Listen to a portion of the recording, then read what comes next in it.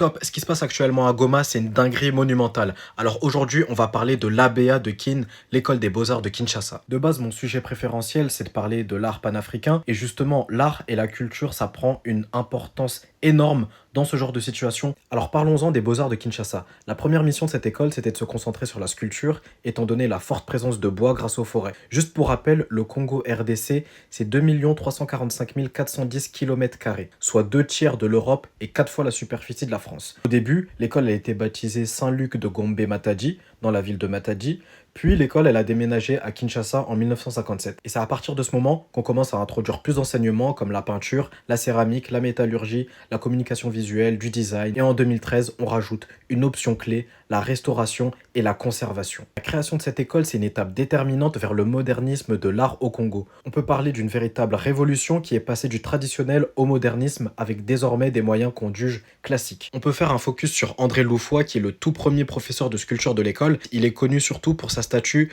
du batteur de tam-tam. Cette statue, elle va être exposée pour la première fois à la FIKIN, la foire internationale de Kinshasa. On peut citer aussi Anastasie Langula-Wiener qui participe en ce moment même à l'exposition Cordée de femmes Nyangi au campus de l'IESA. Voilà, je pourrais m'étaler encore, il y a plein d'artistes encore à présenter. Le plus important selon moi, c'est de se rappeler qu'on a une identité, qu'on a une histoire et qu'il faut la préserver. Parce que je vous rappelle qu'une identité forte, ça crée un pays fort et solide. Un pays, ça commence par quoi? Un drapeau, une œuvre vexillographique, une hymne national, de la musique. Et c'est tout ça qui va créer en fait un folklore et qui va faire que les gens se rassemblent autour d'une idée commune dans la volonté d'aller ensemble.